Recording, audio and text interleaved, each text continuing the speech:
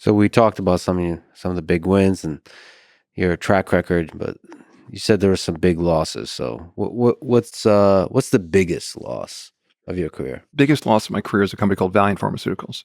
We made an investment in a business that didn't meet our core principles. The problem with the pharmaceutical industry, and there are many problems as I've learned, is it's a very volatile business, right? It's based on drug discovery.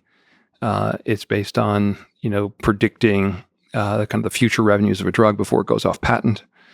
Lots of complexities. And we thought we had founded a pharmaceutical company we could own because of a very unusual founder and the way he approached this business. It was a company where another activist was on the board of directors of the company and kind of governing and overseeing the day-to-day decisions. And we ended up making a passive investment in the company.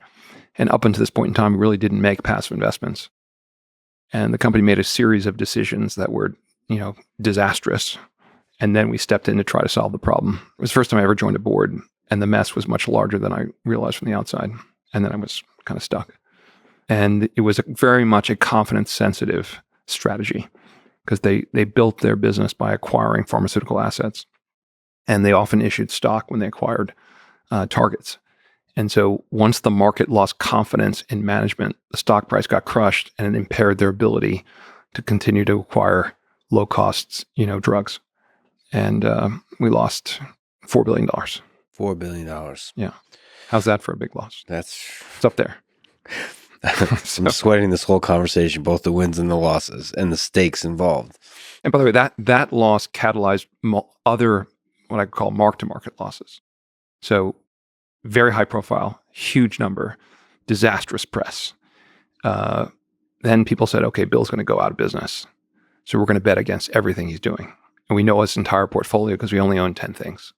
And we were short a company called Herbalife, very famously. We've only really shorted two companies. The first one, there's a book. The second one, there's a movie. Okay. We no longer short companies. But so people pushed up the price of Herbalife, which is when you're a short seller, that's catastrophic. I can explain that. And then they also shorted the other stocks that we owned.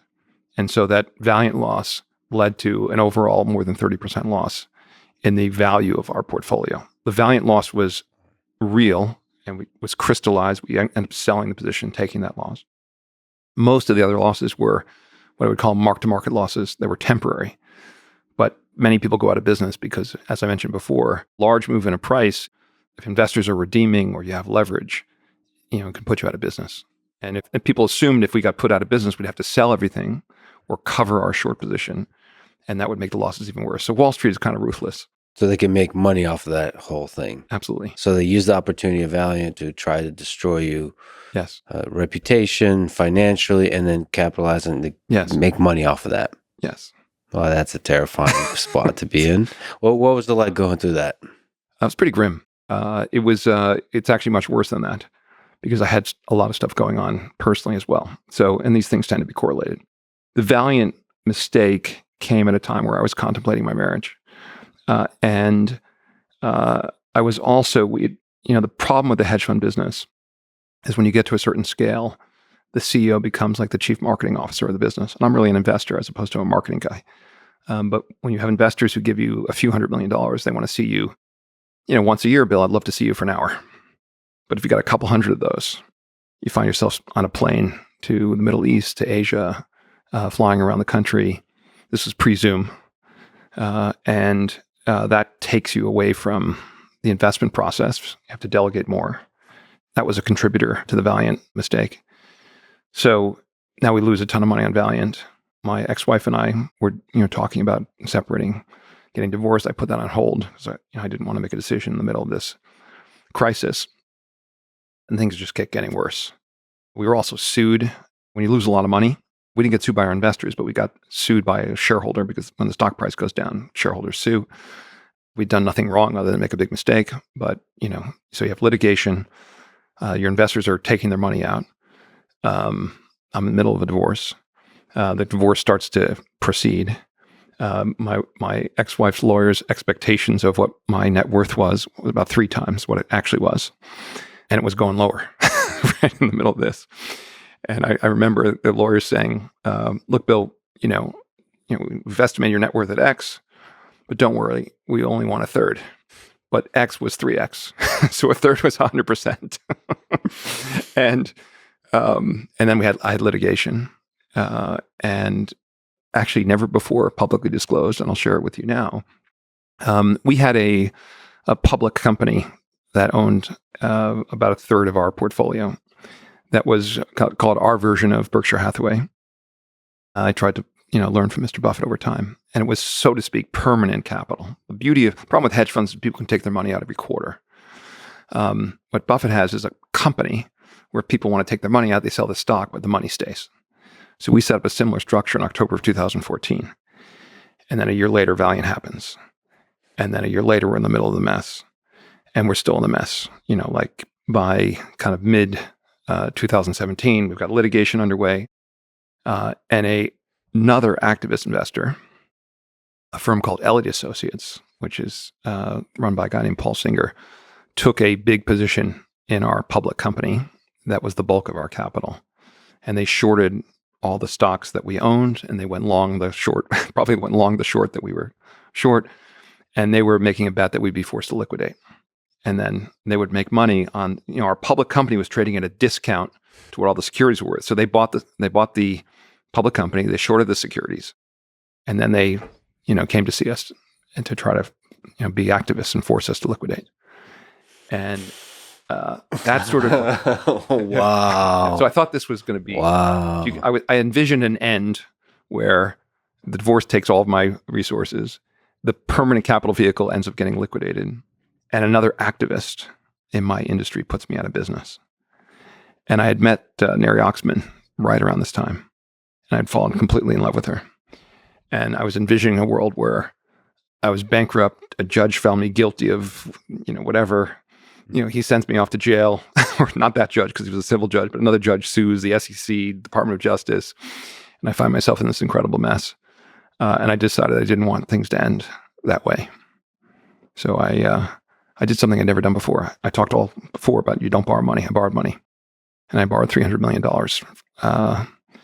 from JP Morgan in the middle of this mess. And I give JP Morgan enormous credit in seeing through it.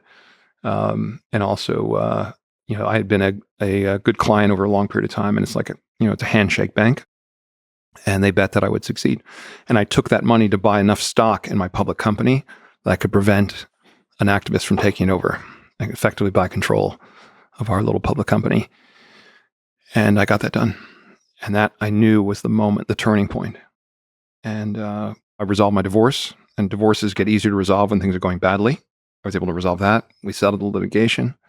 I was buying blocks of our stock in the market. I remember a day I bought a big block of stock in the market.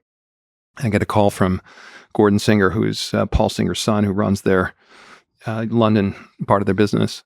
And he's like, "Bill, was that you buying that block?" I said, "Yes." And he's like, "Fuck." So he knew... He knew that once I got that, they were not going to be able to succeed, and they went away. And that was the bottom. And then we've had an incredible run since then. And there you were able to protect your reputation from the Valiant failure still? I mean, this is a business where you're going to make some mistakes. It was a big one. It was very reputationally damaging. The press was a total disaster. But I'm not a quitter. And actually, the key moments for us, we had never taken our core investment principles and actually really written them down. Something we talked about at meetings, kind of our investment team meetings. I had a member of the team. I said, "Look, go find a big piece of granite and a chisel, and let's take those core principles. I want them like Moses' 10 Commandments. Okay, we're going to chisel them, and then we're going to put it up on the wall. And once we produce those, we put one on everyone's desk. I said, look, if we ever again veer from the core principles, hit me with a baseball bat." Yeah. And that was the bottom. And then ever since then, we've had the best 6 years in the history of the firm. So refocus on the fundamentals. And love helps. Story. Love helps. I literally met Neri at the absolute bottom. Our first date was September 7th of 2017. That was very close to the bottom. Actually, there's one other element to the story. So this went on for a few months after I met her. The other element is that one day I get a call from Neri. She's like, "Bill, guess what?" I'm like, "What?" "Brad Pitt is coming to the Media Lab. He wants to see my work." I'm like, "That's beautiful, sweetheart. I didn't know Brad Pitt was interested in your work." As a man, that's a difficult phone call to take. And apparently, he's really interested in architecture. I'm like, okay. Now, Neri and I were like, we would WhatsApp all day, every day. We'd talk throughout the day. Brad Pitt shows up at the media lab at 10 o'clock. I, talk to her in the morning.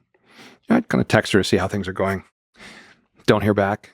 And on WhatsApp, you can see like whether the other person's read it or not. Yeah, okay. Yeah. No response. Yeah. A couple hours later, send another text. No response. 6 o'clock, no response. 8 o'clock, no response. 10 o'clock, no response. And, Yeah. she finally calls me at 10:30 and tells me how great Brad Pitt is. So I had this scenario. Okay, a judge is going to find me, we're going to lose to the judge. All my assets will disappear. Yeah. And then Brad Pitt's going to take my girlfriend. Yeah. Brad Pitt's your competition. This is great. So it was like a moment. Yeah. That was sort of the bottom. And then sort of, the motivational thing. I didn't want to lose to an activist. Didn't want to lose my girl to some other guy. So Brad Pitt. And you emerged from all of that the winner on all fronts. I'm a very fortunate guy. Very fortunate and lucky. You talked about some of the technical aspects of that, but psychologically, is there what are you doing at night by yourself? That was a hard time. Hard time because I was separated from my wife and my kids. I was living in, not the greatest apartment. I had a beautiful home, and so I had to go find like a bachelor place. And I didn't want to be away from my kids. I moved like 10 blocks away, and I wasn't seeing them, and they didn't like it. So I ended up buying an apartment I didn't like in the same building as my kids, like with a different entrance, so I could be near them. But I was home alone. I got a dog. That was a Babar. We call him Babar, not the elephant. He's a black Labradoodle. Nice. He was supposed to be a mini, but he's not as mini. But I got him at 6 weeks old, and he would keep me company. And I started meditating, actually. And a friend recommended TM. And I would meditate 20 minutes in the morning, 20 minutes in the evening. And I also, big believer in exercise and, weightlifting, and I played tennis. And I had been, this is not my first, proximity to disaster. I had another moment in my career, like 2002, and I learned this method for dealing with these kind of moments, which is you just make a little progress every day. So today, I'm going to wake up, I'm going to make progress. I'll make progress in the litigation, I'll make progress in the portfolio, I'll make progress with my life, and progress compounds, a bit like money compounds. You don't see a lot of progress in the first few weeks, but like 30 days in, like, oh, okay. Like you can't look up at the mountaintop where you used to be, because then you'll give up, right? But you just make step by step by step.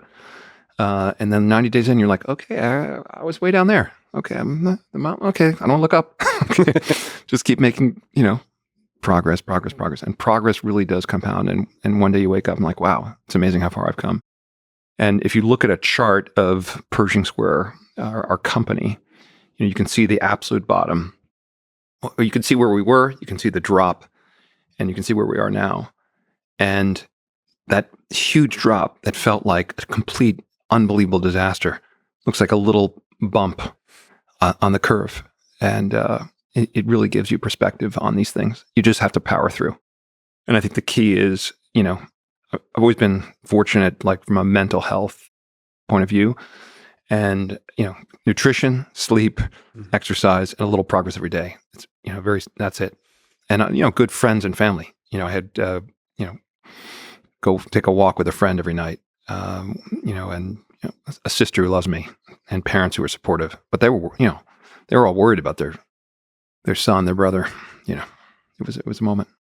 And also, by the way, the other thing to think about is when you recover from something like this, you really appreciate it, and also as much of the media loves, when some successful person falls, they love writing the story of success. They love even more the story of failure.